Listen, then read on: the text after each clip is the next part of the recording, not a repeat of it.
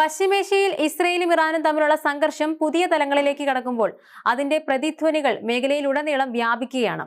സമീപകാലത്ത് സൗദി അറേബ്യയിലെ വിവിധ വിമാനത്താവളങ്ങൾ യാത്രക്കാർക്ക് ജാഗ്രതാ നിർദ്ദേശം നൽകിയെന്ന വാർത്ത ഈ സംഘർഷത്തിന്റെ പ്രാദേശിക പ്രത്യാഘാതങ്ങളെക്കുറിച്ചുള്ള വലിയ ആശങ്കകളാണ് ഉയർത്തുന്നത്. നേരിട്ട് സംഘർഷത്തിൽ പങ്കാളികളല്ലെങ്കിൽ പോലും സൗദി അറേബ്യ പോലുള്ള രാജ്യങ്ങൾ ഈ സംഘർഷത്തിന്റെ ഭവിഷ്യത്തുകൾ അനുഭവിക്കാൻ സാധ്യതയുണ്ടെന്നും അതിനുള്ള ഒരുക്കങ്ങൾ നടത്തുകയാണെന്നുമുള്ള സൂചനയാണ് ഈ മുന്നറിയിപ്പുകൾ നൽകുന്നത്. ഇസ്രയേലും ഇറാനും തമ്മിലുള്ള ശത്രുത പതിറ്റാണ്ടുകളായി നിലനിൽക്കുന്നതാണ്. ഇറാന്റെ ആണവ പദ്ധതികളും മേഖലയിലെ സായുധ ഗ്രൂപ്പുകൾക്കുള്ള പിന്തുണയും ഇസ്രയേലിന് വലിയ ഭീഷണിയാണ്.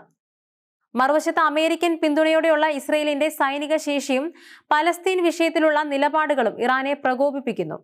ഈ ശത്രുത പലപ്പോഴും നിഴൽ യുദ്ധങ്ങളായും സൈനിക നടപടികളായും മാറി മാറി വരാറുണ്ട്. സിറിയയിലും മറ്റ് അയൽ രാജ്യങ്ങളിലും ഇരു രാജ്യങ്ങളും തമ്മിലുള്ള ഏറ്റുമുട്ടലുകൾ വർദ്ധിച്ചു വരുന്നതും ഈ സംഘർഷം കൂടുതൽ രൂക്ഷമാകുന്നതിന്റെ സൂചനയാണ്.